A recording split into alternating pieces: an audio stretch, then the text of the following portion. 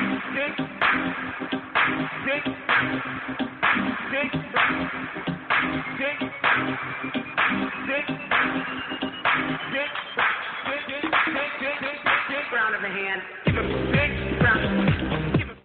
have homes on separate coasts, go dive in Greece with squids. Could have been so bleeping rich, but instead we had kids. They won't smile for a photo, they won't eat the food we choose. That's why we're heading to the Parents' Lounge to drown ourselves in booze. Every day we're more exhausted, we haven't slept in years. They hit me in the nuts so bad, my eyes filled up with tears. And yes, we'd like to fake our death and go off of the grids, but the truth is we are softies and we truly love our kids. So join us every Tuesday night to laugh at all our pain. Evening in the Parents' Lounge is the cure to staying sane.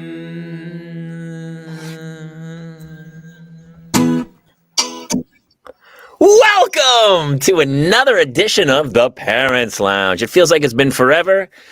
I've been traveling and doing other stuff, and I'm coming back guns blazing, and we have a fantastic show for you tonight.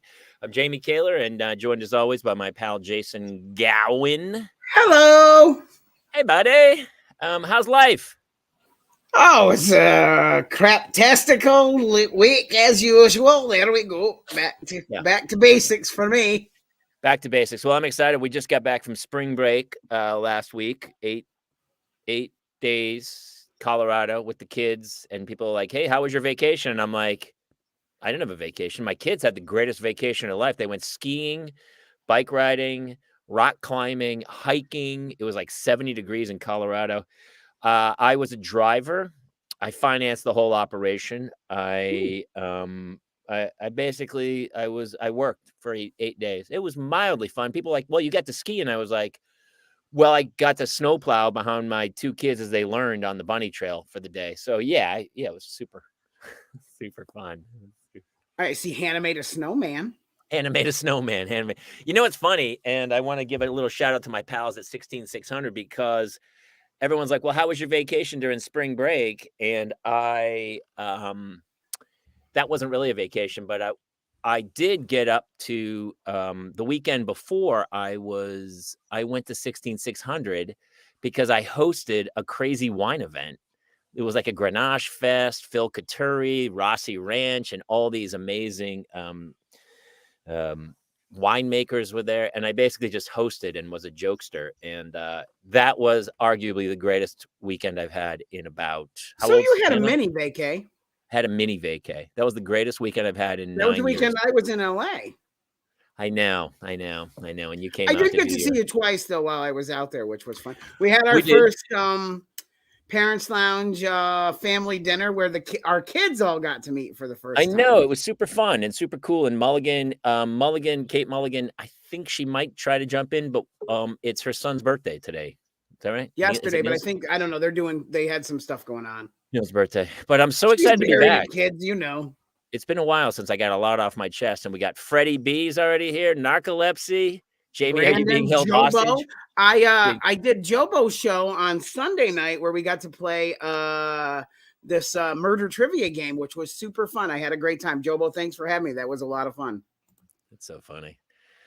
Jamie, are you being held hostage? And I just drank twice. I'll do it in Morse code.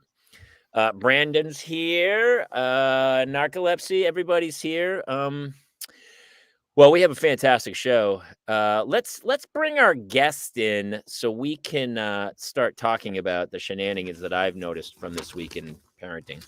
You want to give the props? Well, I would very much like to. Our guest tonight is a gentleman who is 1/3 of the hosts of the Brooker Family Podcasts. Very funny cat. His wife has been on the show numerous times. She's also very funny. Ladies and gentlemen, joining us tonight, Mr. Chris Brooker. Hello, everybody. Hello. Oh, It's great. He's on a serious lag. It's going to be really funny. Dude, do you guys have Wi-Fi from like the late 80s? Do you have dial-up? What's happening over there? Our AOL dial-up is having some problems right now. So it doesn't matter because everyone can hear you just fine. But when they watch this, they're going to think they're super drunk. They're going to go, dude. No, it's like Max Headroom or something. I don't know. Yeah, there you go. It's a little Max Headroom. Yeah. Well, Chris, now I understand that were you a DJ radio guy, music guy? I'm a recovering radio DJ. I did radio basically throughout the 90s. That's not even a thing anymore, right? No, radio's barely a thing, I think. I think maybe you can tune into some terrestrial stations, but it's all satellite now. It's all, and by the way, I think Sirius is going away, man. I don't. You think so? I do. I mean, does anyone? What's going to replace it? Give them so much money every month. Spotify, Pandora, Apple Music. I don't know. That's true. SoundCloud. No, I subscribe to all of those actually, so I'm not helping my cause. No, you're not at all. Well, that's funny. Here's what I think it's great. So what was your when you played music, what kind of station was it? I worked at a number of stations. I worked at indie, alternative. I programmed a top 40 station for a while. I even dabbled in classical music, if you can believe that. Really? Yeah. Sure. I mean, the all-time greats, Vivaldi, Bach. I love them all. Yeah. The greatest hits. The greatest hits. That's funny. Well, listen, we have a question for you. So bad. Is that Heather in the back? Is Heather coaching you on this thing? Yeah, that's me. I'm just worried about his Wi-Fi. It's pretty bad. As I get older, I'm more technically inept. You sound fine, but visually, you look like a puppet. It looks like Heather is using you as a human puppet and talking for you like a ventriloquist. That's what we do. That's story of my life. Yeah. Story of my life. It's honestly crazy because you're not even like a fraction of a second off. You're a good 4 to 5 seconds off. It's pretty funny. Okay, we're going to log off and I'm going to have him log on a different computer. Give us like 2 seconds, guys. We're going to log back on. Okay. I see who runs that family, and it's no different than my family, Chris. So just do what she says, and I'll see you in a few. Thank you. I'm in good company. Yeah, we're all hanging on by a thread. I put my kid. It was so funny. I went to go because I have to put my kids to bed. It was like a Freddie Beast. This is a classic kung fu movie, pretty much exactly. It's Tuesday, so I had to feed my kids, put them to bed, and then they were in bed reading. But the room's a train wreck, and they said, "Do we have to be in bed?" I said, "No, you can stay out of bed if you clean your room." So I'm really intrigued to see what will happen when I finish this show and I go in the other room. Let's take bets. What do you think is going to happen? The room will be actually messier. It will be it'll be way messier. Yeah. They're terrible. Really? They're terrible children. They don't do. They just everywhere they go. Claire came home from soccer practice last night, and I looked in the bathroom. And it was like she sat on the toilet and then took all of her clothes off because it was like the toilet had overflowed and she used her clothes to kind of soak up the water around the toilet because it was like she melted, like she was the Wicked Witch of the West on the toilet, and she melted, and then her clothes just melted around the edge of the toilet. I was like, how did you you actually had to put effort in to and I mean, I'm not gonna lie to you. I'll eat food off of a ground and stuff. Like I'm kind of disgusting, but that to me is like the base of a toilet.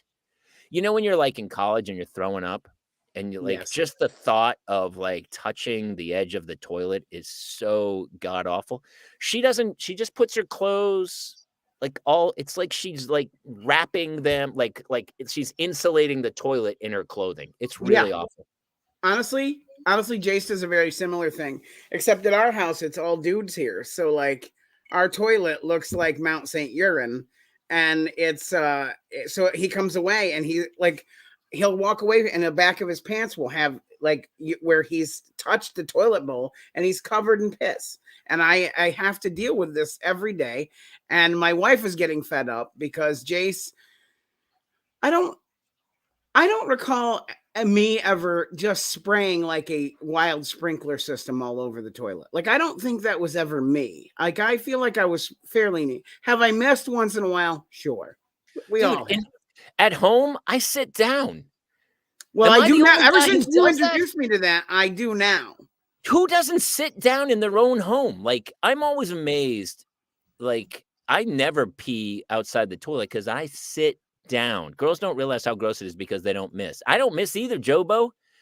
Dude, you know how to not miss? Get closer to the target. That's it. So if you're, I'm grabbing a seat. I'm pulling my guitar out. I just play it. Jason, you need to make Narcolepsy has some the Iron solution. Man contraptions for this situation. We made one before. It was, what do we call it? The shiwi. The shiwi or the Shiwi, no, sheenus. We called it a sheenus. We called it a sheenus, which I can't remember. Shiwi All right, was the actual name, but somebody who might be able to weigh in on the urine situation. Chris Brooker has returned. I'm back, everybody. Oh, and he's in sync. I'm actually moving. It's fine. I can see myself move. Everything's good now. As far as sitting down is concerned, I'm totally on board because A, you're right, it is closer, less spillage. It's also just more comfortable. I mean, let's be honest. If they had a toilet where you could lay down, I would get one. I would not. I'd never leave the bathroom. I would never. And you would lay down, and it would be like a massage table where they'd have the hole in the front too for your face because you'd have to lay face down.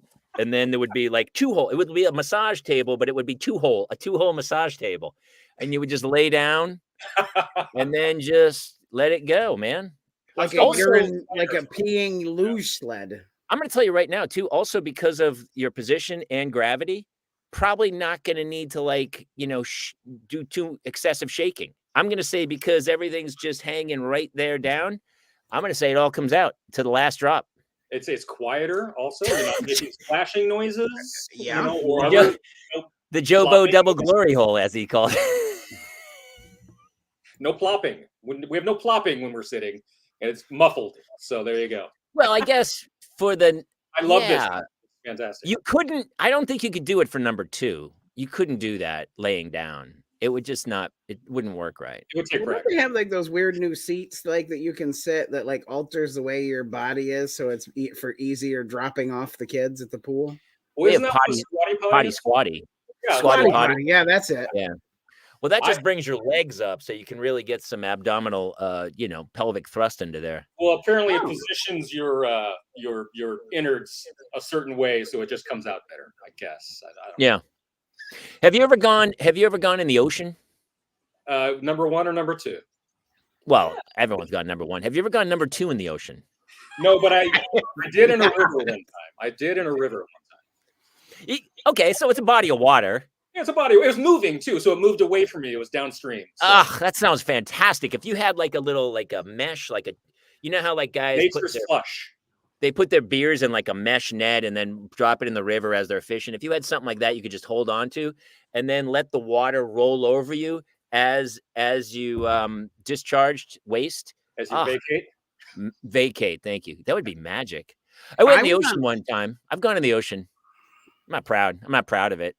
But it was like there was nowhere to go, and I was at the beach, and it was like, I had a serious internal conversation with myself about, animals, fish do it, so what's the difference? Might as well. And I swam out far enough so that it wouldn't like make it.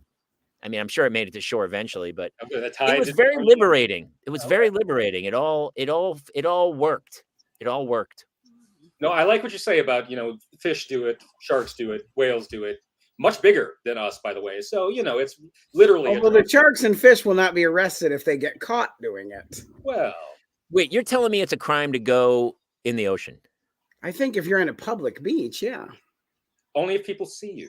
Yeah. I mean, because your bottom part is under. Yeah, Chris is right. Have them prove I pee on the beach, so what I do is I go down. I'm just going to go take in the water, but I don't want to get wet that day, so I just sit. Like looking out at the ocean, just maybe a few feet away from where the waves are coming up to. Yep. And then I just kind of, I just kind of slide everything over and slide and just, move over, slide out. And I dig a little hole in the sand and then go. And then then that's it. That's my No, time I've with done that the in pools before, where I'll go and I'll just sit on the steps. I don't want to get too wet. I don't want to get really in the pool, so I'll just sit on the steps. Yeah. And just no, get away from me, get away from me. It's getting warm. In the I pool, just- that whole I water turning stand- green. If you pee in there, is a smoke screen. The parents have been lying Hey, about that. Is that a real thing? I've never seen that. There is no such thing, right? No, I don't even go in the pool. I just stand next to it and just pee in it, just like a fountain, like a cherub boy in a fountain. Got your wings on, and you're just I can see So, that. Chris, you're a DJ. What's your I favorite am. I classical? was. What's your favorite classical song? I don't. Rimsky-Korsakov, Scheherazade. How's that for a random one?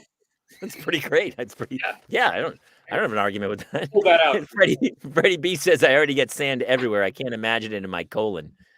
Why is it in your? Why would I put it in my colon? What arrested? Haha! I pee 7 times every time I go to the beach. Yes, it's just a steady. 7 times. Everybody does. Please, it's just urine. A lot of baseball players, they would pee on the guy. Jorge Posada from the Yankees was known to pee on his hands because it was toughen up his hands. Apparently, he was a catcher. I mean, maybe a true story. This show went in a direction today. This is taking off here. Yeah, it's blowing up. Hey, so here's my gag for you. I want to pick the greatest dad songs of all time, and I heard you're kind of a music Okay. a music savant. So I made a little list of some of my favorite dad songs, and they don't have to be like positive dad songs because I found out there's a lot of negative dad songs. Yeah, probably. Yeah, I can think of a couple. Well, let's talk about them. Let's go right down the list and start talking about what's your favorite dad songs. Well, I mean, you first got to go back in time a bit for Cat's Cradle. Oh yeah. Yeah, I thought that's on my list. That's on my list. That's just one of the penultimate ones. And then just off the top of my head, I'm a child of the 90s. I worked in alternative radio in the 90s. Everclear's Father of Mine. Dude, that's the one. I didn't think he'd get that one. Yep, It's such a negative song. It's That's one of such the a first ones sad. I thought of, actually. But yeah, Me it's too. It was Father of Mine. Yep. And it basically says, you were the greatest. I remember being on your shoulders. You took me to the beach. We had great times. Hey, where did you go? What happened to you? Why did you screw us over? Yes. I would argue, though, that we've talked about this a lot about, like, everyone wants to be the greatest parent of all time. But some of the most successful people on earth, their father deserted them, when they were like newborn babies. So in a way, was that dude's father a great father for leaving because he went on to become a successful musician? You know what I mean? Okay. Who in particular are you talking about? Gosh, who are some successful people who grew up in like broken families? I mean, there's a ton. I can't even. I mean, Robert Downey Jr. turned it around. Yeah. You mean he was a bad father, or he was a? His own father was From a bad family. Yeah, he came from bad and then turned it around with his his father own. was a huge producer, though, so he was kind of in the Hollywood circle. I mean, kids who like grew up and they go, my mother worked like 4 jobs.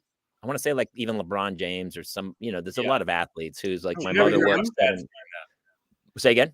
You never hear about dads working 4 jobs. You always hear about the mom doing all the work to support, but you never hear about the dads, Oh, that's right. That's true.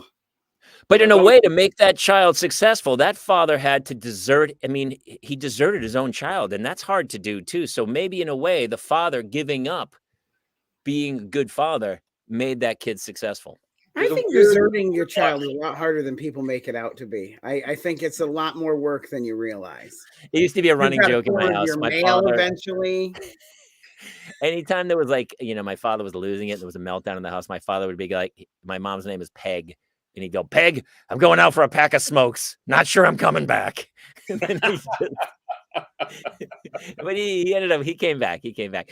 So it's so funny Narcolepsy says that because Jason didn't know the song Tears in Heaven. Okay. And Well, I knew the song. I just didn't know the connotations of what about the song. Well, typically people write. Yeah, go ahead. Chris, talk about that song for a second because it's intense. Yeah, well, I mean, if I'm correct, and I couldn't be mistaken, please correct me. Tears in Heaven is about Clapton's son who tragically fell out of a balcony window, I believe. when he was like 1 or 2 or very young. And Very so that young. song is like a tribute to his son. Very sad. Very sad. Very sad, because typically most of the songs are about the artist's father. That one's to his son, and it was like, I actually saw something about it, and the window was so crazy. It had no screen, no thing on it, and it was low, and it was in the hallway, like Wow. near the elevators, and it was on like the 50th floor, and the kid went out, and I was like, oh. Here's what's crazy about that. He was a horrible drug addict, alcoholic or whatever, and he was sober. He had been sober for a while, and then that happened, and he maintained his sobriety. That must be tough. We were talking about it earlier. I was like, I don't think I could have. I think I would have gone Leaving Las Vegas. I would have been total Nick Cage, and hopefully I find Elizabeth Shue, but probably not. Probably not. Hooker with a heart of gold. Yeah. Or Elizabeth Jamie makes Shue. sweet love to one of those guys who are all painted gold on the strip that just are standing around. Plus, she's Elizabeth Shue. I think you're missing the whole point of Elizabeth Shue. It's true. It's not some crazy. But you're not. I mean, are you going to pull Elizabeth Shue, or are you going to pull the gold man? Oh, dude, Elizabeth Shue. Come on, Karate Kid, please. Yeah. By the way, hey, this is super interesting. When I was in wine country, I was talking earlier, Chris, I hosted this crazy wine event in Sonoma. And one of the vineyards was Cayman Vineyard. Jamie, she would look like Elizabeth Shue until the morning. That's all. Listen, I'll be gone by the morning. I won't survive till the morning. Cayman Vineyards. And it's Mark Kamen who wrote Karate Kid. And he also wrote Taken. Like, it was crazy. Oh, wow. Yeah, he wrote the Karate Kid. And he took familiar all with that those money. vineyards, actually, And he went and started a vineyard. And I mean, it was the whole vineyard is gorgeous. And these guys are up there. I really if I could do it all over again, I'd be a huge trust fund kid and start a vineyard. I really would. I really missed my calling in life. You really had a good time up there, huh? Dude, it was glorious. Yeah. I don't know if Paul's watching or any of the guys, Sam Katuri, but we had such a good time. Wine country's beautiful. It was a lot of wine, a lot of good wine. And it's crazy when you drink really good wine, you don't get that hungover. It's weird. No, you don't, because it's good. Yeah. It's good wine. It's not Boone's Farm.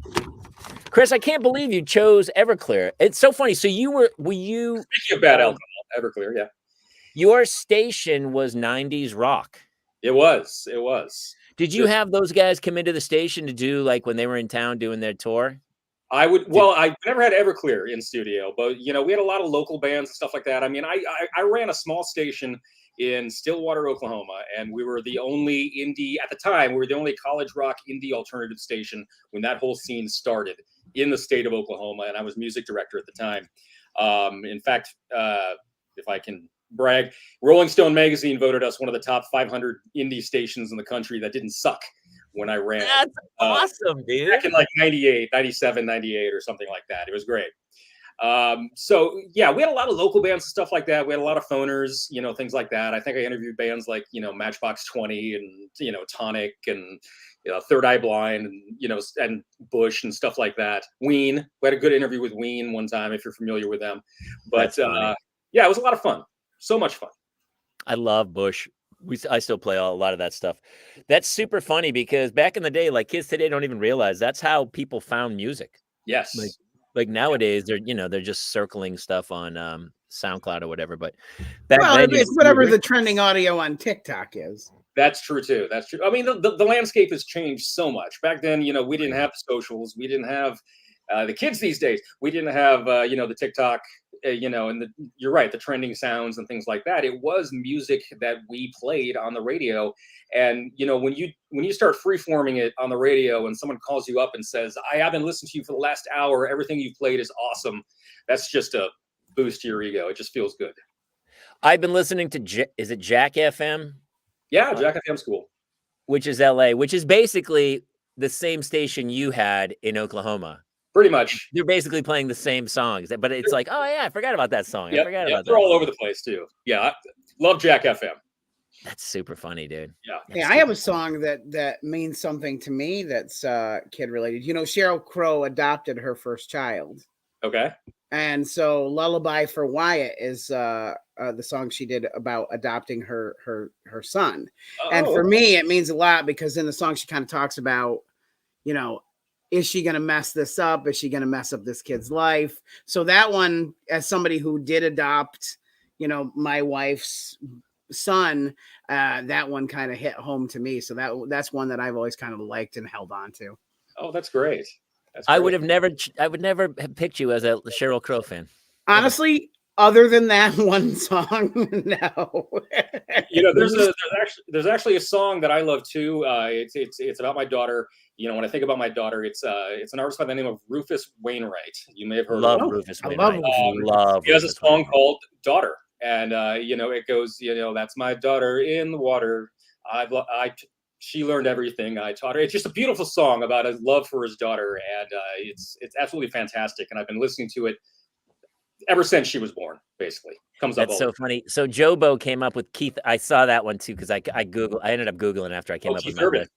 And Keith Urban, Song for Dad, and basically every single country artist has one song about like, when I was a boy, my dad took me down to the river in the truck with his backwards hat, and we shared a beer and went fishing. Loved my dad, but then he left. Like it goes something like that. Pretty much every. At some point, he went to jail, and there was a pickup truck, and yeah.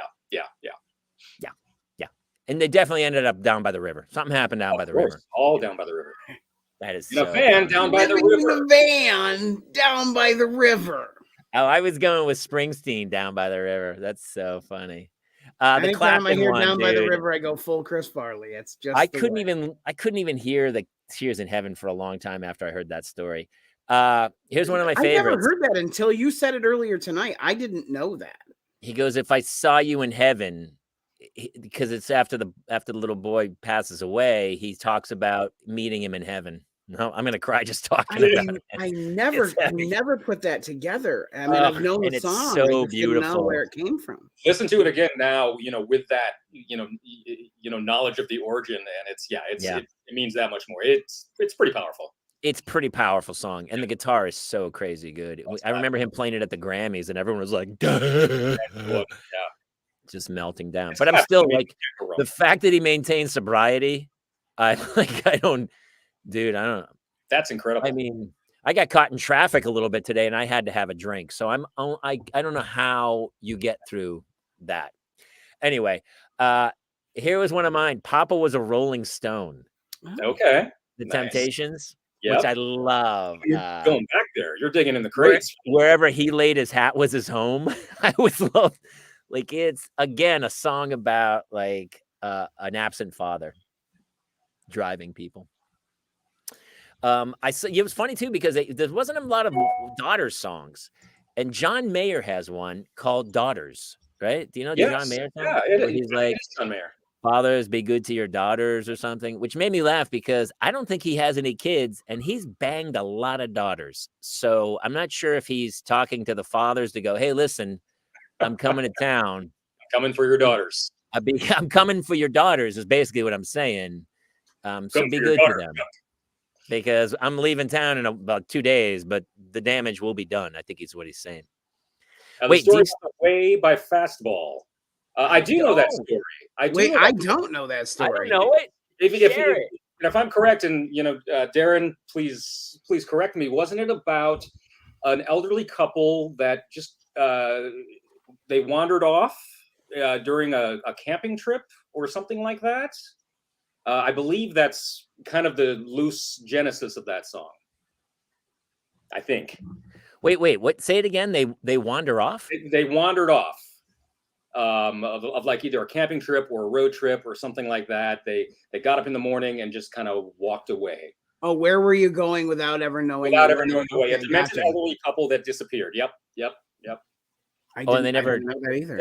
They're never found, is what you're saying. Yeah, exactly. So who knew fastball goes deep? They're like, setting up pop rock. Yeah. I mean, they were honestly the origin of like true crime fiction. Really, It feels like Fastball. Sounds like Fastball might have a podcast coming pretty soon. He goes, "They left without packing." Creepy. What do you mean they were murdered and eaten? Come on, I mean, I think the story. That's what happens. They didn't just wander away. And Heather said Father Figure by George Michael. Oh, great one. Love. So There we you were go. playing. I was playing Jack FM today on the way to school. Faith came on. Ching, ching, ching, chicka, chicka, ching. And then on the way home, when I picked the kids up, Wham! Wake Me Up Before You Go came on. So my kid had a George Michael bookend today to and from school, and she was like, "Is that the same guy from the?" I go, "It is." And she liked Wham! Wake Me Up Before You Go. Don't leave me hanging on like a yo-yo. Beautiful Boys on my list, Jobo. That's a I good was one. actually just thinking about that too. Every time I hear "Beautiful Boy" by John Lennon, I think. You ever seen the movie Mr. Holland's Opus? Oh, I cry every time. I sob. He signs that song to his deaf son. Yep. In the movie after John Lennon died, and it was like, just tears rolling down the face. I mean, look, it's like music teacher, and then he has a deaf son. You're like, oh, it's I can't even. Gut wrenching. I like that movie a lot more than I probably thought I should have. Really good stuff, though. I do too. I think that's one of those movies where you're like, it sucks you in. It's like in the Dead Poet Society vibe of like, and as a dad now, like, it's so funny because a lot of those movies I saw before I had kids, and I didn't really get it. Right. You go, oh, I get it, but you don't. And then all of a sudden you become a parent, and then you're like, oh, I'm not going to make it through this thing. Well, I'm that way with those holiday commercials, and the soldier's son comes home, or the soldier daughter comes home, or or something like that. I'm like, oh, well, yeah, I would do that. I would cry. That's one of the jokes on my album where I'm like, I had kids, and then I started crying at Lowe's commercials where I was like, the kid came home and built a shed for his father. I can't even for Christmas. I'm not going to make it. Wait, is All My Love about kids? Narcolepsy? That I didn't know. Big Fish is a good dad. That's like one of my wife's favorite movies is Big Fish. We're not even at movies yet. It's so Ewan funny. McGregor, right? That's an early Ewan McGregor movie, isn't it? It is with Albert Finney. Albert, yeah, that's it. And it's Tim Burton. It's a Tim Burton movie. Yeah, is it really? Yeah, that was a Tim really Burton movie. Yeah, that was one of Tim Burton's more understated Tim Burton movies. Yeah, where he has those occasionally. We're like, that was Tim Burton. Yeah, I just did that. I was like, wait, that was Burton. Dude, I had that the other night because I was watching the very first Mission Impossible. Do you know who directed the very first Mission Impossible? Brian De Palma. Really? It's a Brian De Palma film, The Untouchables, and all. And then he did the very first Mission Impossible. And when you watch it, you totally see it. You're like, oh yeah, the Brian De Palma movie. You can feel. Jobo says you can feel the Burton. You can always feel the Burton. Yep. Yeah.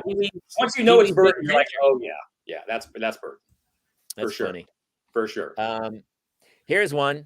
Papa Don't Preach. Oh, there you go. Well, I mean, and in the same vein, I think girls just want to have fun too. In that same time frame where she's talking to her dad. Mm-hmm. I think who's being represented by Captain Lou Albano. Exactly. With exactly. A band in his cheek. Yeah. Yeah. Totally. We're dating ourselves here a little bit. So. I've always dated myself though. It's okay. I don't care. And they can say, "Oh, you're a boomer," or whatever. Listen, it was better. I just watched 60 Minutes the other night. I'm at that age where it's like, hey, what's on 60 Minutes? And should I get the thermos or the tote bag with my AARP card? It's all cool. And maybe a reverse mortgage is right for me. It's gonna be fine. I've been getting AARP mail since I was like in my 30s, like early 30s, and I've always been confused by that. Wait, how do you get on their radar? Like, at what point do they like? What's weird is I'm getting notices. You live to 40. That's how you get on their radar. Once you live to 40, they find you. Trust me. I've never received anything. You haven't? Notices from funeral homes, which is who's really aggressive with trying to get me involved is Chewy.com. Man, it's like every other day I get stuff from them in the mail. They are relentless. So I kept blowing off AARP. I did join. I joined AARP, and now they barrage me with emails every day telling me where I can have savings. Like, wait, 10%. Did you take the phone or the tote bag? I took the tote bag. I did join, and I'm going to tell you exactly why I joined. Here's why. And it was the craziest thing. I didn't know this, and Chris, maybe you know this. I was talking to a realtor because we were, we always talk about. Do you guys have a wife who doesn't look at Zillow like all day? All day. Like, here's a small city in Idaho we should move to. What? And so, we were talking, and this realtor I was talking to he goes, I don't know if you know this, but if you're over 50 or 55, one time only, you can move and keep your tax rate from the house you move from to the new home. So say you went and bought a way more expensive house. I don't know if this is true. I'd love to hear from some of our people if they know this, if anyone knows this. But apparently, say you live in a really cheap place in the tax rate and you want to like buy a bigger place, you can take the tax rate from your first house to your second house one time only after. And then I was like, oh, and he goes, I think you have to be a member of AARP. And so I joined AARP. And just for that. even though we're not moving, I was like, oh, I guess I should join. I should join. In case you got that in your back pocket. So I got that. No, which I thought was pretty interesting. And it makes sense because as a senior, people are listed as, you're on a very fixed income. Yeah. And so to be able to move your tax rate would make sense for a one-time deal. Yeah. I don't know. I'd be interested.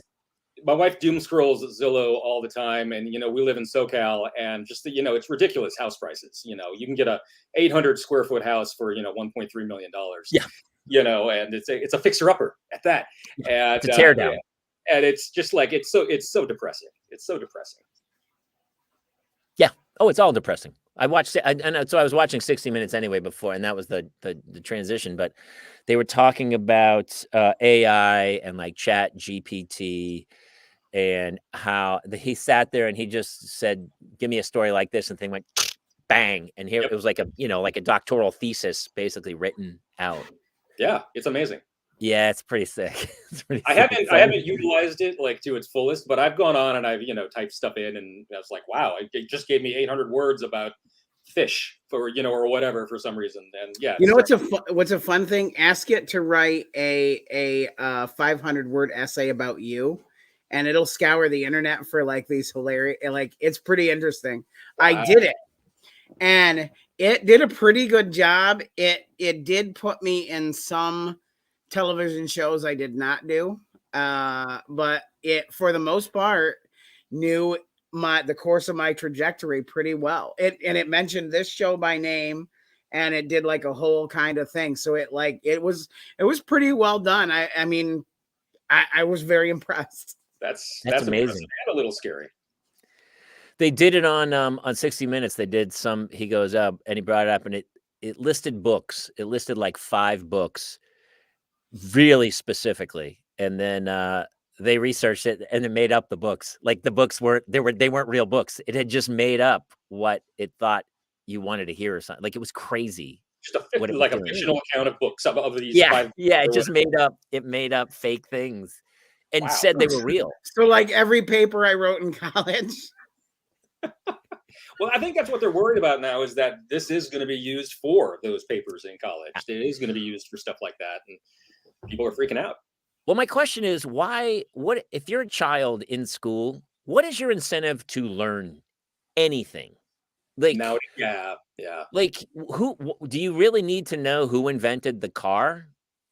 Do you need to know the Wright brothers made the airplane? Or because if somebody goes, do you know who made the airplane? The kid goes, yeah, it's the Wright brothers, Orville and Wilbur Wright, and they were in da-da-da-da-ding-ding-dong. And eventually they'll go back. It'll be like a little chip right here, and it'll be the matrix, which just plugs into the back of your head or whatever.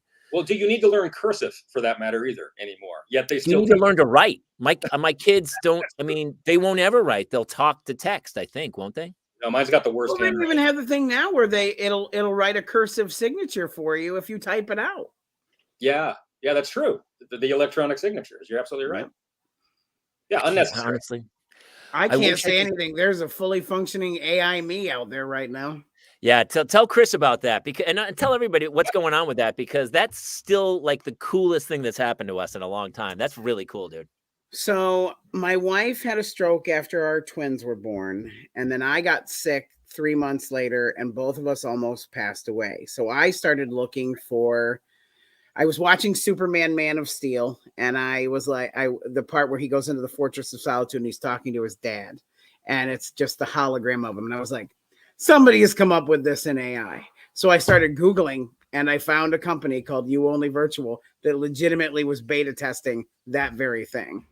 And we started working with them. And that's why I was in LA a couple of weeks ago. They just did their brand launch, and they have created a fully functioning AI me that chats with my son or us. I mean, we can talk to it as well.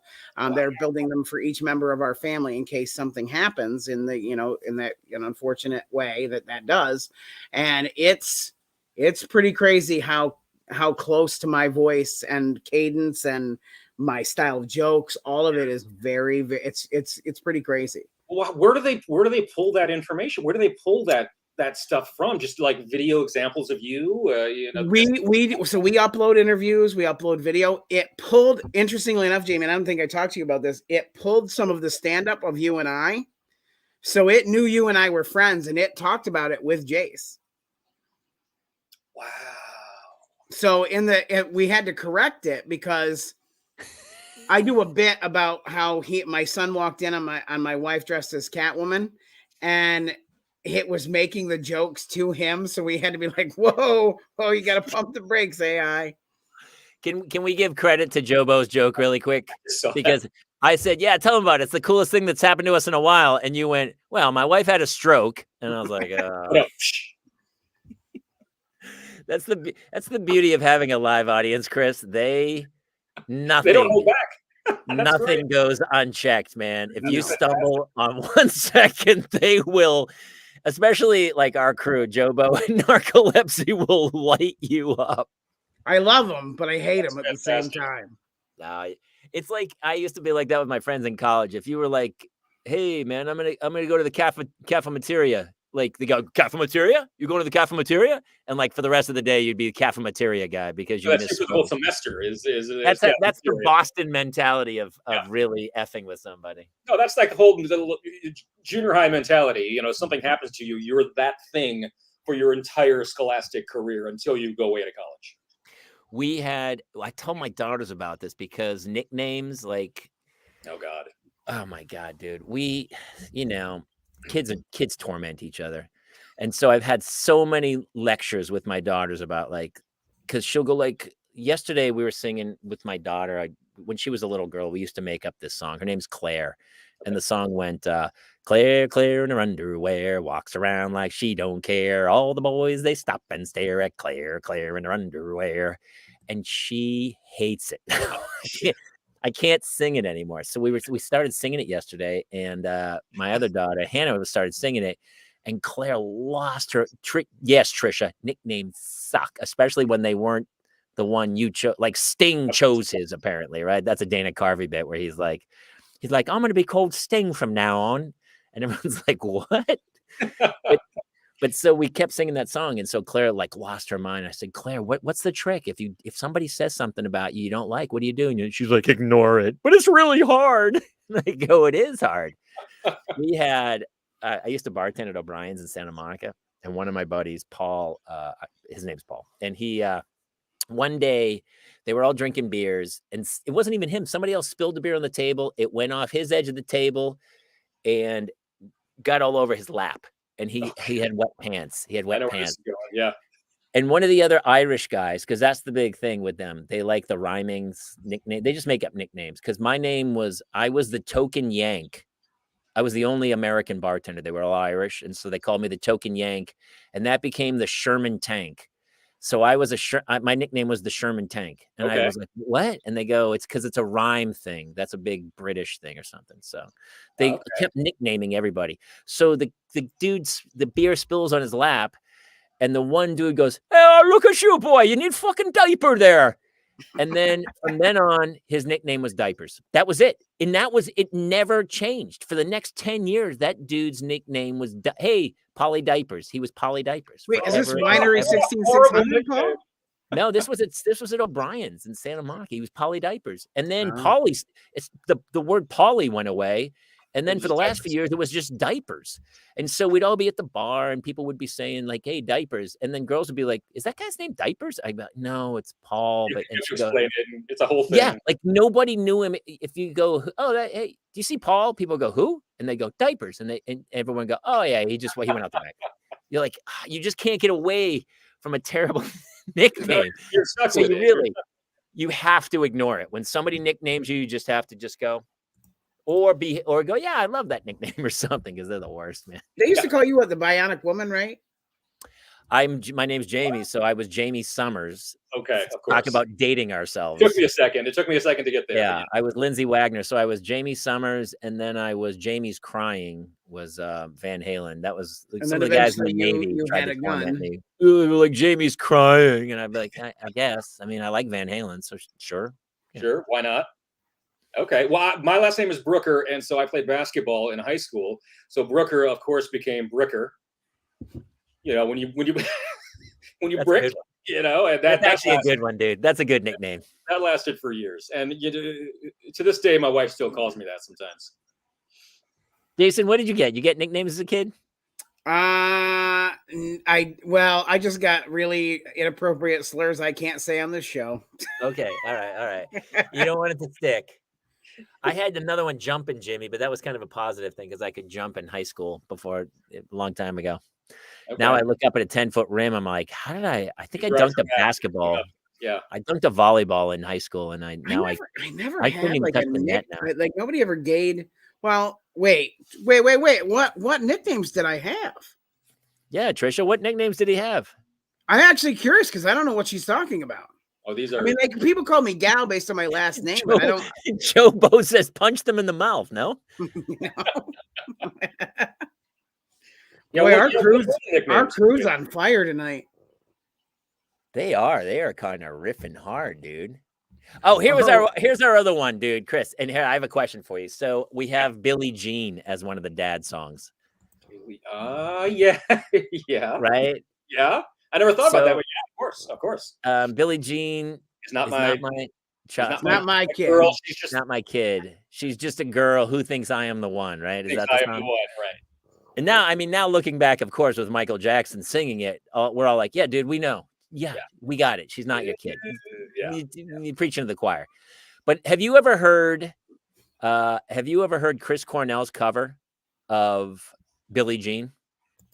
Anybody? No, but I bet you it's amazing. It's absolutely amazing. And I like it better than the original because it makes more sense with Chris Cornell singing it. I heard it after we talked. You are not look wrong. up It's after- It's really good, right? It's All really right, so good. everybody out there tonight after the show, Chris Cornell, Billie Jean cover. Well, I love his cover of "Nothing Compares to You."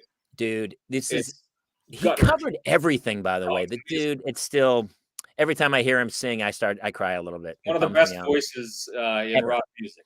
Yeah, Yeah. in rock music. And to have that gift and then be like, yeah, I'm done. You're like, dude, what are you doing? Can't control it. Just can't Gone control too it. soon. Yeah, man. You know, yeah. I know. It's such a drag. But I love his cover of that song. I'll have to look for it. Yeah, I honestly haven't. Oh, you want to bring the man in, the I myth? will bring him in. Chris, can you stay? We have another guest who's coming in. Okay, Yeah. It's a dad fest tonight. I love it. David. Hey guys, how are you? Schrader's got a halo. Are you an angel tonight? I love the I like to- setup. It's I like like a to think skull so. and then a What's halo. up, Beyonce? How you doing, baby? How are you guys? Good, man. Good. Hi, Dave. Nice to meet you. Nice Yo, to see Chris, you, this Chris. is Chris, Dave Dave. Schrader. He's our old pal, and Chris is Heather Brooker's significant other. That's what I go by. That's on my card, my business card. It's actually I hand Heather out. Brooker's significant other. Yeah, Boy, that's my title, my official That's title. that's a long title. Formerly on a known little as business Bricker. card. It works for me. Yeah, Bricker. Bricker. It's in Nice. quotes. Bricker is in between. Dave, what are we your favorite parenting songs? Like songs that relate to, parenting. Songs that relate to parenting. You know, like Father like- and Son by Cat Yeah. Stevens. Cats Oh, sure. Cats in the Cradle. Okay, all right. Let's see. I've got Daddy's Song from the Monkees, which was written by oh gosh, what is his name? I want to say it's Harry Chapin, but I don't believe that's it. Harry Nilsson, I think is it. That's so funny because Neil Diamond wrote a bunch of their songs. Yeah. really? Yeah, but he also wrote the theme to the Courtship of Eddie's Father, and I love that theme song too. So because I was my first child that I knew about was my son, so it was very me and him against the world. So I was very Courtship of Eddie's Father. Do you guys have songs that remind you of when your child was born? Yeah, Hell's Bells. I'll tell you mine, because Up All Night was Up All Night by Pharrell Williams was big. I think it was number one the week Hannah was born. Okay. And so she would be a little baby and we'd be singing, and she was staying up all night. And we'd be like, up all night for good fun, up all night to get some. No, Pharrell Williams. Ours was Radioactive by Imagine Dragons. It was like the number one song in the nation at the time my daughter was born. And it stuck. And now she's a huge Imagine Dragons fan. So it's carried. I'm not even a big fan of that band. It's just, that's her song. So your song that you equate to your daughter is about a post-apocalyptic world. It's fitting, actually. If you knew my daughter, yeah, that would. Hey, I have 4 daughters. I'm on your side, Chris. I know. You've never seen her room or the bathroom when she's done with it. That's fitting. That works. Yeah. Mine was the Benny Hill theme song when the twins were born. Bicycle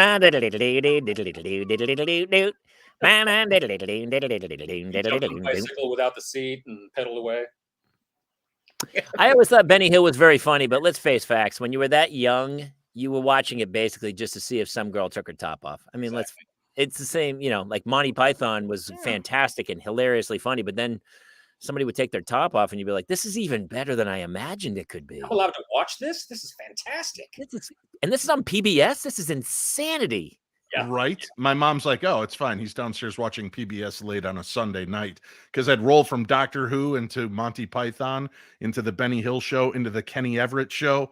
It was just boobs all night long. So, yeah. Totally. I was probably in 5th or 6th grade, and we'd be going to school playing, and we'd be reciting number 5, The Larch.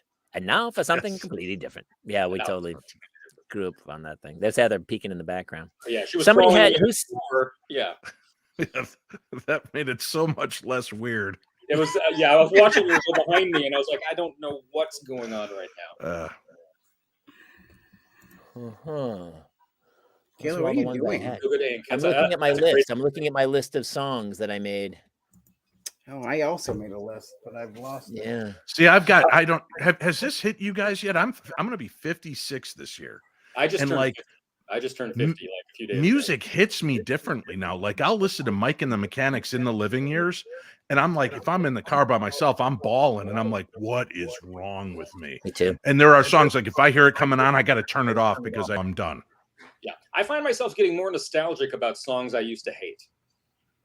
Oh, that's interesting. Yeah, like in the night. Well, I worked radio in the 90s, right? So I got sick of songs very fast. Sure. I would play a song 1,000 times before you heard it 5 times, pretty much. And so I would get sick of songs. So I hated Soundgarden. I hated Alice in Chains. I hated that stuff, even though I played it constantly. And now I look at it nostalgically, like, oh yeah, I'm gonna go buy the Gin Blossoms Greatest Hits now, or something like that. That's so funny, Chris. I'm in the same vein of like, I remember like even like modern English, where like the songs that were overplayed back then, you'd be like, you're like, it's not even my favorite song on the album. Now that song kind of resonates. And it's funny you say Alice in Chains, because I've been playing Wood. Great song. So good. Yeah, back then you're like, they played so. I was in San Diego then, and 91X. Oh wow! Just played it over and over. Oh yeah, they're still playing it. 91X, and I don't know if you ever go to San Diego, they haven't changed. It's still like, hey, here's some more Red Hot Chili Peppers. We got it, dude. We got it. We got the Chili Peppers. It's not even the new Red Hot Chili Peppers. It's under the bridge. We're still under the bridge. Under the bridge all the time. Constantly. I like how Kaler tries to play cool. He was born around the time Beethoven was just peaking, and now he's all into like 90s hard rock. Get out, dude. Beethoven and I went to school together. Did you know that? Ludwig van. And I kept yelling at him, and finally everyone was like, "He's deaf. Leave him alone." Jeez. I go, "Whatever, nerd." Dick move, Kaler. Nice. Dick move, nerd. Yeah. Yeah, I'm older. I'm older than. That's okay. You look great. That's all that matters. You do, you Here's jerk. the song for me, and you guys are gonna laugh at me, but when my daughter Claire was born, for some reason I was in a Pet Shop Boys phase, and "Love Comes Quickly" catches me now, because the whole song's about love. Love comes quickly. You don't know why, it just hits you.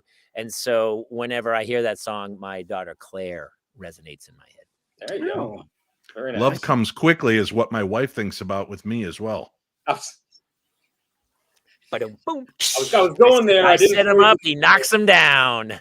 Dad jokes, crack. That She was just well played, David. You were Change you the didn't miss lyrics a to beat Dad there. to Dave. Dave comes quickly. In whatever you do. So funny. Speed is. It is you know, funny time, as you grow time older. is slipping away. Yeah. I play music all the time in the Same. house. Same. I mean, most of the time it's to keep the voices in my own head at bay. I can see But that, yeah. I play music all the time. It's always in the There's background. always like somewhere. Yeah, it's always in the background somewhere. Even and Yep. if not that, like a TV. Like I'm one of those guys. I like sound. Yeah. I like a sound machine at night when I sleep. I like. Same. I don't know why. Yeah, that stems from when I was a kid. I always had music on. My parents always played music in the house, and it was always on in the background. So I just grew up with that. It's what I became used to. It's what I'm comfortable with. And so now, yeah, I turn on the speakers in the kitchen in the morning when I wake up. There's always something going on the computer or whatever. Yeah, there has to How'd be you get into DJing, man? I started as a theater major of all things. I said I wanted to act, and I wanted to perform, and things like that. But I wasn't very good on that. But everyone always told me I had a great voice. So I was like, you know what, let me give this a try. And I always loved music. So I kind of started at the college radio station, which was only a KTV music channel. Weird. But then the guy that came on after me introduced me to his friend who worked at the radio station, and the rest is history. And I did that for like the next decade. Not to go back, but Narcolepsy goes, Jamie nicknamed him Masturbate Oven. Oh, that's got to be one of the best jokes tonight. That's really funny. Chris, it looks like we walked the same path, Chris. I too was a college radio DJ, and then did parties and weddings as a DJ, and just kind of rolled it into. You've got that voice. Wait, you were a wedding DJ, Dave? I didn't know that. Yeah, I did. Yeah, in Winona, Minnesota, but it didn't take much to be a wedding DJ back in Winona. Boombox. That's pretty much it. Boombox, schmoombox. I had like the little cassette player, my Walkman. That's why we all need white noise at night, guys, because years of Walkman crappy headphones jacked to the lip, that's given us that need to have, you can't have silence, right? That's me. If it's silent, it almost hurts my head. But I'll tell you, coming up now, music wise, I'm really psyched because my kids have always been very open about it. When my son turned 18, he goes, Dad, I know music means a lot to you. I'd like to see some bands with you. And I said, well, it's funny. I'm going to go see this band, the Fab Four, who was this amazing Beatle cover band. And he goes, yeah, I'll go. Yeah. And he goes, Dad, that was amazing. What can we see next? And his birthday was in a few weeks. And so he would be 18, and Billy Idol was playing at First Avenue at an 18 plus show. Cool. So I got him tickets to see Billy Idol, then Duran Duran, and then the top of the list, Bruce Springsteen came to town. Wow. Is that when you went to New York? No, this was almost 8 years ago now. My son's 25, but he goes to the Springsteen concert with me, shows up with the white t-shirt and the Levi jacket with the sleeves cut off and a headband, and he goes, all right, old man, let's see what you got. And we get in there, and 2 hours, 30 minutes into the deal, my son's got his hands in his hair, and he goes, this guy's freaking amazing. Where does he have this energy? Because Springsteen was like 65 at that point. And it's still like a 4-hour show or something. Oh, yeah. It was almost 3 hours long. But I got to take him to all of those and have just had an amazing time. And I love that my kids, although that my music is not always theirs, they've got their own. Yeah. I check their playlists and they've got Beatles and Monkees and Springsteen and Prince and Police. Yeah. So I've weaved into their lives. There you go. That's fantastic. I'm still trying to get my daughter, into some of the music that I listened to and grew up listening to, but she's still like gearing towards pop and the like current pop stuff, which is fine as long as she likes music. That's really all I want her to get into. What are you trying to get them into, Chris? How old is she? She's 10. She's 10. How are you? Who are you trying to get her into? Like, what are your favorite bands from your youth? Well, my comfort zones are, 90s alternative, 90s indie rock. I really like, like down-tempo electronica, like Sneaker Pimps and, Morcheeba and, Portishead and, stuff like that. And I grew up listening to the Ramones and the Jim Carroll Band and Elvis Costello and Patti Smith, because that's the music my parents played when I was a kid. Oh no, that was the music I played when I was a kid. That's There all. you go. Well, yeah, I grew up listening to all that, and so all that Yeah. was the genesis of the modern alternative music that I played in the 90s when I was on the radio. So it's Yeah. all like this growth thing, and now there's nothing that I can really, relate to musically. So that's why I'm getting nostalgic about the stuff I used to play. So Dude, I played Portishead. Roads is the song Yeah. Roads, I think it is. One of my favorite songs of all time. so good. Check out their and- live album, Live in New York. It's Oh, it's they're so good. They're so good. And it was, I don't know if you know, David Lynch does the weather. Do you know there's you can call a number and David Lynch does the weather every morning. David Lynch, the Wow. director from like Blue Wow. Velvet. He's like, Okay. this is David Lynch, beautiful LA. And so they played a lot of times on NPR. They played in the morning and they play that's hilarious. David Lynch is like, it's like 2 minutes and he talks a little bit about the city of LA and the weather. And he goes, today's weather kind of made me think of a song. And the other day he goes, today I was thinking about Portishead Roads. And I was like, oh, because if you watch his movies, the dude's, his music's so good. Like I'll play sometimes and that dude just passed away who did the music for, what was his big Fire Walk with Me? What was the movie? Twin Peaks, Fire Twin Walk with Me. Peaks. Yeah. So the theme song from Twin Peaks, that like bum bum bum, whatever he had, okay. that was from David Lynch's movie. And Oh wow. I'll play just that dude. Sometimes if I'm writing, I'll just play scores from movies that don't have any lyrics. Yep. And all of a sudden you'll hear this, you'll be writing it and you'll hear this music and you'll be like, in the back of your head, you're like, Last of the Mohicans or something, like something, it just pops and it's just the score, the musical score from it. A lot of times they have that on Apple Music where they just have all the different scores. It's just the musical scores, right? You can find Yeah, playlists it's like that all the time. Jomo had a good point. What, like movies like Sing and Guardians of the Galaxy are great for throwback music that they wouldn't have otherwise taken any interest in. Yeah. You know what else is to the bane of my existence is Alvin and the Chipmunks. Yes, My you're not daughter, wrong. she keeps playing Alvin and the Chipmunks, and I'm like, that was a good song. That is actually a really good song until Alvin and the Chipmunks took an axe to it, and now Sorry about that, Jamie. Yeah. That's pretty. Hey, Alvin! Sorry, Dave. Yeah. That's a We good gotta- one. Sing and Guardians are good throwbacks, and I like hearing those too. I do really get a kick out of those, and it makes me look for more songs in those, like for Guardians, like the 70s rock and stuff like that. It makes me revisit that a lot, which I Their love. soundtrack from the first I forgot Guardians of the about that Galaxy, whole, so good. Yeah. Yeah. And it's also because, and it's exactly what we're talking about. Those songs remind him of his mother. Okay. Because if you remember at the beginning, she's dying on Earth, and then he gets sucked up and goes to the galaxy or whatever. But all those songs, it was her playlist. It's his mother's Awesome playlist. mix. Yeah, you're right. And the second ones are all dad based. That's interesting. That's right. That's right. So it's super funny, and it's exactly what we talk about. Where like my parents did not play music, but I'm the youngest of 6, so I inherited the Rolling Stones and Janis Joplin and all my older siblings. I remember having like the Jethro Tull Locomotive Breath Aqualung album as a kid or something. I remember my parents, Heart played a lot at our house when I was a kid. Heart's still, dude. I mean, nobody has a better voice than her. That's crazy. Yeah, Heart's always good. A few years ago, a band, God, who was it? Was it The Alarm? Do you remember The Alarm? They were like they were like a Clash copycat A low budget band. Clash, yeah. Yeah, the 68 guns, whatever. They, you reach an age where nobody wants to hear your music because you're not 19, you're not cool anymore. So when this is a few years ago, they were older, and what they did is they cut a song and they hired 4 like 19-year-old models, and they shot the video of the song sung by the models. Just these really good-looking band-like guys singing this song, but it wasn't their song. It was the Alarm song. And the song went to #1 in England because of the video, because people saw the video, loved the dudes, and it blew up. And then they came out and they were like, yeah, that's our song. We're like 50 years old. And then people were like, we hate that song. And that's how life works.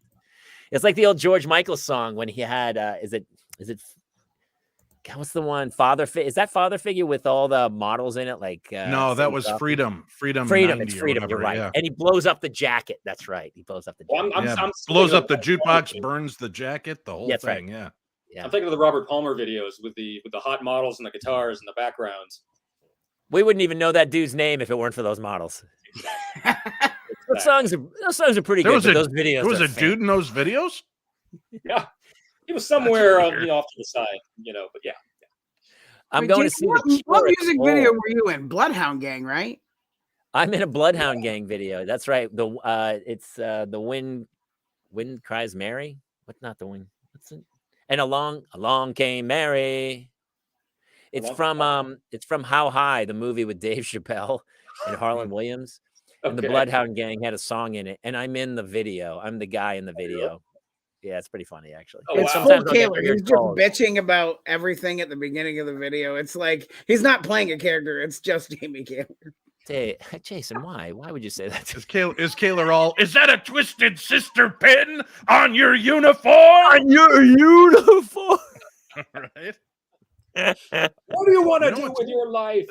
You know what's awesome now, though, is that, and this is weird to say, but musicals have really found a way to take amazing music like Hamilton, the Beetlejuice musical, the Greatest Showman. They create these epic scores and soundtracks that everybody in my house will listen to and love. And you've got to give credit where credit's due. The geniuses that are able to take those. I mean, it's not, a spoonful of sugar kind of candy coated crap music. This stuff is powerful and so beautifully orchestrated and written that it's one of those things you can share with your kids and not feel weird about, and everybody's kind of on board with that music now. Yeah, we just I saw heard the Beetlejuice musical stuff. I'm sorry, Chris, what was that? Jason was talking over you. We just saw, sorry, we're talking over each other. We just saw Wicked on Broadway a few weeks ago, and so it's the same thing. We've been singing, popular from Wicked, for weeks. Yeah, So there's a they're making the Beetlejuice movie finally. They're making Ariana Grande and Cynthia Erivo, I think, are doing Wicked. Oh, I didn't know Ariana Grande was in it. They're making Wicked, yeah. I still, to this day, with my 8-year-old, she makes me she'll watch Hamilton over and over again. She loves it. Wow. I think Hamilton is one of the greatest artistic achievements I've ever witnessed, where I was like, wow, you know what, dude? That's really good. Really, that's really good. When you see something because I feel like as a creative person, I see something and I go, oh, yeah, that's genius. Every time I watch or listen to Hamilton, I'm always like, wow, it's really good. Well, the music's so smartly, where the lyrics and everything is just so smart. It's great to hear. Yeah, crazy. For sure. Hey, what else is going on? We're talking music for like the last couple hours, but there was crazy things going on. We talk sometimes about stuff going on. Did you see there was a TikTok challenge where they were getting kids to take like 10 Benadryls? Anybody? And some kid just died from that. Yeah, he died because he 10 or 12 he listened to a TikTok challenge that said, "Hey, take 12 Benadryls and you'll get dizzy." Yeah, that's happened. There's been a few challenges like that, through Well, there used to be the Tide Pod challenge where they like kids actually. I don't remember as that age being like, you know what, I'm going to try a Tide Pod, see how that tastes. I just don't remember ever being that stupid. No, it's when you were a kid, Jamie, you would have had to take a cup of the actual powder, like the actual powders. Dude, are you kidding me? They didn't even have washing machines. When I was a kid, I would have had to go out to a river and just smash my body on the rocks and use lye from one of the graves near me. That's what I'm Jamie Kaler, and this is the washboard challenge. And just start throwing yourself repeatedly against the rocks. Yeah, why don't kids smarten up with these stupid ass challenges where they're I'm gonna eat this or I'm gonna snort that? Why not, like when they're taking a mouthful of some insanely hot sauce, why not have 2 spoons, one with the sauce on it, and then dip it under, and then come up with like a spoon that's got ketchup, and then do the fake thing. Don't hurt yourself. Fake the pills. Fake it. you're going to have a bigger reaction and a weirder, and everybody's going to be like, oh, it's so hilarious. Of course, you're still propagating doing stupid stuff, and everybody's going to think that dude took 22 Benadryl and he's still standing, and it was a bunch of Pez. So maybe that's a bad choice too. Kids are dumb today. They're just dumb as bricks. Narcolepsy. We should create a challenge. Hey man, tonight we're gonna try to do our homework. What do you think? It's crazy. If we write that sketch, that would blow up on TikTok. Really funny. We're gonna take one Benadryl and then we're gonna do our homework. Wait, what did he say? And then we're gonna go to bed early. It's gonna be fantastic. And read a book. No, do the real homework challenge like we did. I used to do. We break out the Pixie Sticks and Jolt Cola. There you go. Drink Jolt Cola. Hit the Pixie Sticks when you had to do a full night of work, man. That sugar kept you burning. That's how I know I would have never got killed, because I never did that one either. The Pop Rocks or whatever and Coke Challenge or whatever. I never did that stuff. I was always afraid. Because Mikey from the Life cereals apparently died from it. That's right. He died repeatedly, and Leave It to Beaver was killed in Vietnam. That's like urban legend with like Richard Gere and the gerbil, and is that though? Is it? There's a lot of people were a lot of nurses were in the hospital that day who were officially reported that. Yeah. Oh, well, speaking of those urban legends and going back to the music, do you remember the urban legend surrounding Rod Stewart or Sir Rod Stewart? Yeah, of course. No, what was the urban legend? Remind me. Who hasn't had their stomach pumped? Yeah, he lost a bet to his band members and had to give an oral dissertation to each one, and ended up having to have his stomach pumped. That was one of the. That was also the same for Alanis Morissette was a similar urban legend. Yeah, but that actually happened, and Jamie and I were there. I don't remember that one, but you would have been 72 at the time. Oh, that's why. That was a bad year for me. I don't remember much from that year. That was bad year. 72 was a bad year. No. Alanis. That was one of her. See, so these urban legends just moved from generation. It jumped from Rod Stewart to Alanis Morissette of all people. What a skip over Britney and Christina and go right to the angriest woman singer for a long time. Yeah. What do you guys think is going to happen with TikTok? Do you think it seems to be the one thing that the left and the right are both agreed on? And I know that they are saying it's because it's a Chinese company. What's funny is that TikTok in China for kids is not like TikTok here. It's very educational. It's all STEM stuff. Yeah. And here it's all like, hey, have you eaten chalk yet? You should try it. It's pretty. That's the educational part. They're like, this is what's going on in America. This is why you need to do your homework. Yeah. Hey, look at me. I'm eating a chalk stick. Right? So Don't it's piss all in the educational toilet for ring them. challenge. Yeah. You guys are hilarious, man. I don't know. It's crazy because it's such, we're such fear mongers now, because you can't help but turn on any news or any website and it's like, are you safe?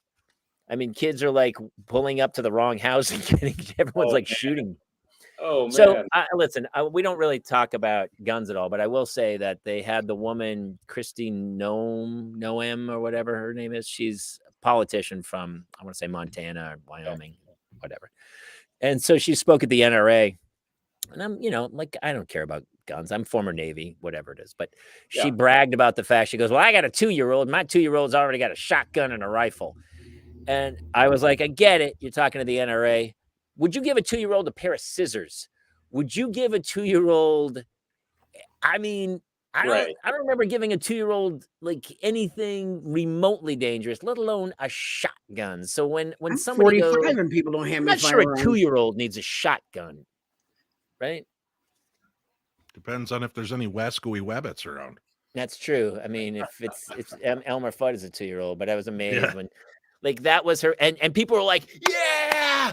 People were like applauding, and I was like, "Listen, man, I appreciate the Second Amendment, and I appreciate your rights to have a gun, but as a parent, do you really think a 2-year-old and a shotgun is a good combination?" I mean, I'm afraid to give the kid. I wouldn't give the kid a Sharpie marker. I remember having to take toothpaste to get crayon off the wall. Is a 2-year-old with a shotgun? There's a reason we give them spoons and forks with rounded edges. I know. Everybody's going to get poked. Why give them a shotgun? We put cushions on, the edge of pointy edged tables. I'm not going to let them run with scissors, let alone shotgun. So I honestly, now I almost want to call her out and say, all right, listen, I want to see your 2-year-old fire a shotgun, because I fired a shotgun. It kicks very hard. It's a shotgun. It's pretty powerful. And for a 2-year-old to shoot a shotgun, I feel like it's just a stupid brag. I feel like it's over, like, ridiculousness. And shouldn't that be considered abuse? Because it's gotta hurt. Every time I've shot a shotgun, I end up with bruises. Look what it used to do to Grandma Clampett in the Beverly Hillbillies. Knocked her on her ass every time. Granny. Sorry, That's right. It did knock Granny on blow her her ass. right out of the chair every time. That's right. Well, maybe that's why she had a rifle as well, because once the shotgun really hurt her shoulder, then she would just go back to the rifle. I don't know. Much less kick. But it's like, listen, I get the argument between everybody about that stuff, but when you start to go like, "Hey, my 2-year-old," you're like, okay, is the hyperbole maybe a little amped up on this one? Maybe. I don't know. Yeah, that's when you tune out. Oh, she got a standing ovation. Ovation. But our kids are a different commodity today than they ever were. And if you think I'm wrong, go look at the any kind of Halloween catalog for children's costumes.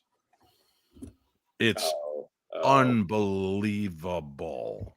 When you have like Sexy Elmo or something like that, or no, I dig Sexy Elmo. Yeah, I mean, Sexy Elmo's pretty balls. No, but when you've got little girls that look like they're between the ages of 7 to maybe 12, blown out hair, made up, all these outfits that you're like, I would never let my daughter at any age go out dressed like that. You're just being a prude. I've got a 10-year-old daughter, and the fashion in her school right now for girls, as everything is cropped up. She really wants to go to school showing, her belly button. She wants to have that crop top because it's what's in and it's what's popular. And my wife and I are just like, no, you will not do that ever. Actually, even when you're older. Chris, that the minute she walks down the street, she's rolling her shirt up. Yeah, she's rolling up. I know, but I don't see it. It's out of my control. Right. When she's in my sight, I don't want to see it. Did you guys watch the Brooke Shields documentary, Pretty Baby? Yes, I did. Yes. Okay, you're all a little bit younger than me, but when I was a kid, she's like almost. I actually did Suddenly Susan with her. One of my first guest stars. I was on Suddenly Susan with her, Judd Nelson, Warren Zevon, and Rick Springfield was on that week. It was crazy. It was a crazy week. And this is totally random, but there was another guy, Chris, who was one of the other regulars on it. And I don't know if you remember the story. He took his own life the next week. And the whole week I was watching this guy on that show going like, because I was just trying to be an actor and he was so funny and so great. And the whole week I was like, oh, what a lucky cat. Like that guy. It was like a big wake up call about like acting and your own personal life or whatever. But I had such a mad crush on her as a kid. Like she was. Oh yeah. She still is beautiful. She's gorgeous. Yeah. But she was, and it's funny in the documentary, they talked about the fact that back in that day, there was a handful of people who were super famous and everyone on earth knew them. Everybody. Yep. Mm-hmm. Brooke Shields was arguably one of the most famous people on the planet. She could go anywhere and you'd be like, Brooke Shields. She was also like 14 years old and like topless in a pair of Calvin Kleins at 14 being like, the only thing I wear, the only thing on my skin is Calvin Klein or something. Like it's so the only thing that comes between me and my jeans. Really creepy. Yeah. But they were talking about the fact that nowadays there's millions of famous people. None of us know them. Exactly. None of us know there's millions of famous people. But back then there was 8 famous people and everybody knew them. But how young, I don't think it ever really hit me how young she was, because now my daughter's 9 and she's like, and even at 9 they have photos of her like in Pretty Baby. I want to say she's like, she was 11 in Pretty 14. Baby. Was she 11? Yeah. Like it's crazy. But she was 9 in that book when she was completely naked. And again, I know it's different times, but at what? Dude, there are totally. So there are a photographer. And she talks about it, and you have to watch the doc. She talks about it. The photographer took nude photos of her, totally nude, and not like a kid nude, like standing in a bathtub. They show them, they blur them out or whatever. Yeah, she's but like leaning against the wall Yeah. of a bathtub, very like, kinda seductive, looking very over her naked. shoulder.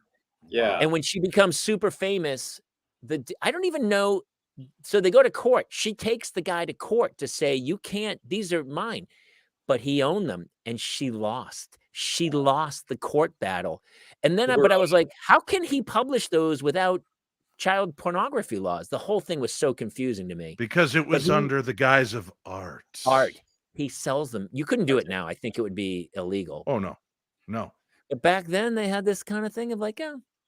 Which, I mean, part of me is like nudity. Like, I like the French style of like, I wish we could like be more comfortable with our nudity.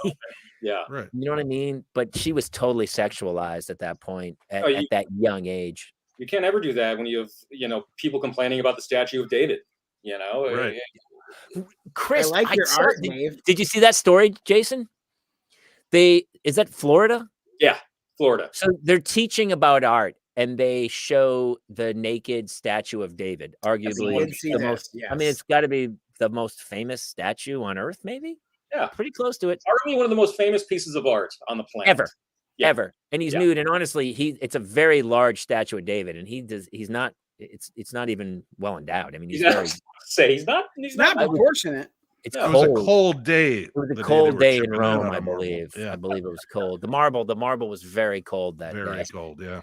But they had the teacher fired, I believe, for showing that they said it was pornography, showing it in school. Yeah. Ridiculous. I mean, we're just reaching a point where it's like we don't know what to do anymore. People I are used to think Idiocracy was just a movie, but we're I went headed across- there. Yeah. The thing about that is like not a lot of people complained. It was like 2 people in the of the parental, populace of that district or whatever complained. Yeah. And they, everyone was up in arms about it. Well, they get so worried because they're afraid those 2 voices are going to catch fire, and that's Yeah, that's can we kinda just what always snuff happens. out their can we just snuff out Here's- their torches and Yeah. vote This them is off what the island? I've always said. This is the real problem with the internet and social media, is that it gave every single person a voice. I remember the days when you really had to work hard to get your voice out there. Now You everyone like has. had to like print your own little fanzine or whatever you were doing, man. You had to go do something. Nowadays, you can just get your Taylor, you had to opinion. get out there and print your own fanzine. Your fancy like on what's that called? a mimeograph. A mimeograph machine, right? Oh. Nowadays, people like everyone has an opinion, and a lot of people shouldn't have opinions. A lot of people shouldn't have children. A lot of maybe a couple of us should probably not have had.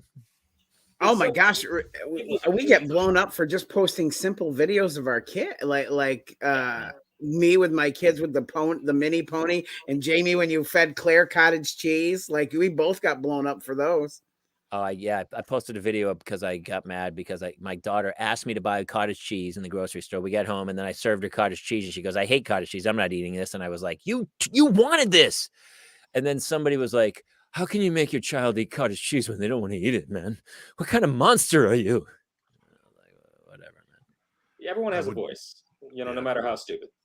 Yeah, people are stupid. And it's unfortunate. And like I said, it's so easy to do anonymously behind a keyboard. It's everyone gets this courage. But it's not just that now. People are out in the street being idiots. Well, that's true. They have no That's problem true. facing you and telling you you're wrong because they're right, and here's why. You're definitely emboldened.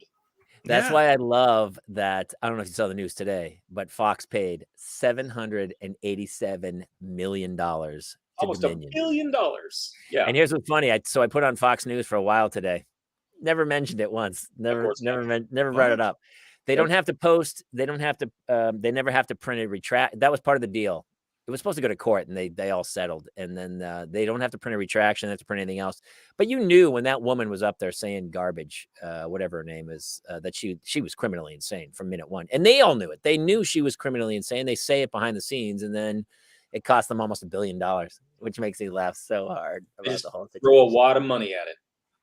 That's what they did. And it goes It's the away. same way, dude. For Bill O'Reilly paid $42 million out in like sexual harassment charges Went under away. the table. They all did. It's so the whole system's so broken. Anyway,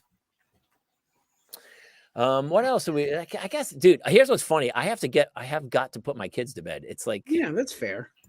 I know. Now, where are you, Jamie? Where are you? Are you? I'm in Southern California. Oh, you're in Southern California. Okay, same. He's Same. close to you guys. I'm very close to you. Chris. I'm like, I could be there in about 10 minutes. You're if you down the have road. anything to Okay, do. good. Yeah. Actually, Chris, if you go open that door behind you, you'll find Jamie. Okay. I'm right here. He's in my I'm in guest the house. house. He's in the Looks like house. He's in the closet, right? I'm in my recording studio. All right, here's the last topic I'll tell you, and then we'll get out of here on this. I saw something by Dave Ramsey, who's acts like he's the dick who's like, stop spending money. What are you spending money for? You need to save, or you're not going to make it. He's kind of a jerk, but he's right. He says, which I totally agree with, that people should stop paying their bills for their adult children. Schrader, you're the only one here with adult children. Do you pay your kids' bills? You know, I've helped on a few occasions, but really only in the scantest ways. But have they helped you? Have they ever helped you? You had a rough month. I don't want to go on record saying anything right now. No, I don't. But I don't ask. But other parents have. Have they? So I pride myself on the fact that I will eat Alpo before I will call one of my kids and say, "Hey, buddy, can you spare a dime?" I just, I kind of feel like, listen, I gave them a good life. I will never have any money. I will never retire because I've raised 11 children. There's no money to be had. So I will be working until the day I fall into the earth, and that's it. Don't worry, but Dave. That's not going to be much. Don't worry. You don't have much longer. Don't worry about it. Not with this belly. Not with this belly.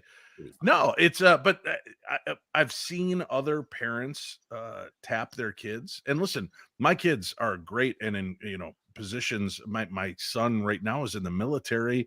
He's got an engineering degree. He's flying big shots around the world in helicopters. He's pulling it down. And I've always said, you're my retirement fund, right? I'm going to live in your basement. And he laughed. But I always said, I thought 11 kids, this made fair sense. As I got older, I'd sell my house and then I just go stay with one kid a month throughout the year, and I'll pay their mortgage and their utilities for that month to let me stay there, see my grandkids, spend time with my kids, and then move on. Just around a month, you're starting to it's time for the old man to go. And then I'm on to your brothers.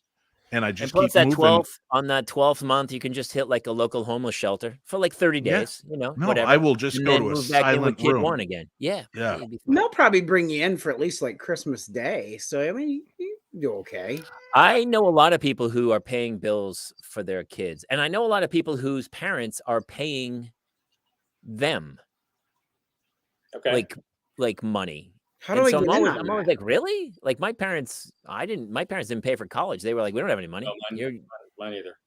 I was on my own. I think once or twice I asked my parents for money while I was in college. When I got out of college, I think maybe a couple times briefly, but in general, no. I've always been on my own.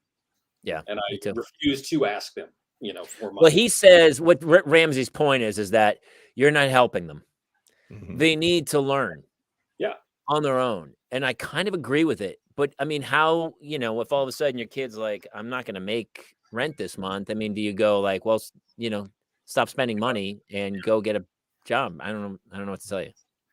Because then you're a jerk and the kid's like, well, fuck you, Dad. Well, as long as it doesn't become, their monthly rent payment is going to you. Yeah, I can see what Chris is saying. Like every once in a while, yeah, it's okay to throw them a bone. If they legitimately need help. Or as long as we all stumble, yeah, exactly. Also, not doing something stupid like gambling their money away or whatever, within reason, I think. But I think that they rely on it because what do you mean you stumble? Like I've stumbled. My parents didn't bail me out. Like that's what I'm saying. Well, but we love our children though, Jamie. So that's the difference. It wasn't that they didn't love me. My father sold cars and raised 6 kids. I mean, to be honest, he did the best he could. Yeah, I do think though it's like this bailout system of like I remember when I first got here, there was a girl in an acting class, and I was like, "Oh, what do you do?" And she goes, "I'm an actor." And I go, "Oh, okay. What are you in?" She goes, "Oh, I did a college film recently," and she'd never worked, but she was driving like a Beamer. Her dad had bought her an apartment in LA. And I was like, oh, and then the more I was enacting, the more I saw that, because it's really a I've seen rich a kid lot. sport. It's really tough. It's tough business, especially nowadays. I mean, to have like a living as an actor, you can't, there's no commercial money anymore or anything, but yeah, it's great. Right. Well, a lot of people are trying to bank on that social media money. It's the only way to make it nowadays. Kids go, how do you get in the business? I go, build a fan base, man. That's really the only way I think nowadays is How many start a followers YouTube do you channel. have? Get that number up. Yeah. This is, if you are slightly attractive, you can make a ton of money. And even if you're not, if you play on the absurdity of who you are, you've got people that have got 8.7 million followers, and then you go look at Al Pacino's Facebook and he's got 32,000, right? It's just crazy to me that like you said, there are so many famous people none of us will ever know. None of us ever know. And they're making so much money. I bought a pineapple today at Trader Joe's, and the kid, what's the little kid, his world? Ryan's World. Oh, Ryan's World. He was on my pineapple. He's on my kids on my pineapple. I go, why is my pineapple in Ryan's World? He's the kid who unboxed toys and made $24 million last year. 8-year-old millionaires. It's ridiculous. I mean, like multi-millionaire. And he's like, hey, buy a pineapple. I go, dude, get off my pineapple, man. You didn't grow this pineapple, Ryan. Yeah, it's not even, and you don't open up. It's not like a present. It's just a pineapple. What are you doing on my pineapple, dude? Jamie, it's just the same as Flintstone chewable vitamins. He's popular with the kids. So if he's saying, look at this pineapple, it's not direct. You realize it's not directed to Jamie Kaler, who's on the fence about pineapple and goes, well, if Ryan likes it, it's more for your kids that are like, I want cottage cheese. Right? I almost didn't buy it because I was like, I don't want a pineapple anymore. Stupid Ryan. Listen, we've been on that. We're doing this for 90 minutes. I gotta wrap. Honestly, if we don't end on pineapple, what are we even doing here? I don't know. I'm gonna slice up that pineapple in the morning though for my kids. It's gonna be fantastic. Chris Bricker was here tonight. Chris, where can they find Brooker Family Popcast? Brooker Family Popcast, we just wrapped up our first season, getting ready to launch the second one very soon. You can find it at anywhere you get your podcasts, Apple Podcasts, Spotify, iHeartRadio, Stitcher, Pandora. It's all out there. Please give a listen, give a subscribe, and give a like. Many likes. Well, you were absolutely delightful, and we love Heather. So please come back and play. Thank you. I love Dave Schrader. Oh, there's Heather. Oh, love this, you guys. Yeah, honestly, now we don't need Heather anymore. Now we have Chris. Yes. Schrader. Yes. Tell us what's happening. Where can we? Not much. Where do people need to go to find you and see what you do? Underneath the bridge, holding a sign that says "We'll hunt ghosts for food." You can check out the Paranormal 60 podcast. Check me out until my TV show things get back in line and we start filming again. Other than that, sounds great. I'm just doing YouTube. So thanks for having me, guys. Super fun show tonight, guys. I really appreciate it. Thanks to everybody for chiming in. Really funny jokes. Narcolepsy, Jobo, Joey Steelers, Freddie B, Brandon. All the gang was here tonight. It was super fun. Be sure to like, subscribe, follow, do all that shenanigans. And we are going to do another metaverse show pretty soon. We're going to do a big hang in the metaverse. So details to follow. We have a parents lounge in the metaverse. We're Ready Player One. It's coming. Nice. I guess that's about it. Jason, any words of wisdom? We didn't get into your family stuff, but I guess we're going to do that soon. We can do it next week. You can catch new episodes of the podcast on Mondays and Thursdays on iTunes, iHeartMedia, or wherever you get your podcasts. I love it. All right, guys. Thanks so much for joining us. Be good. Have fun with those crazy kids, and we'll see you guys next week in the Parents Lounge.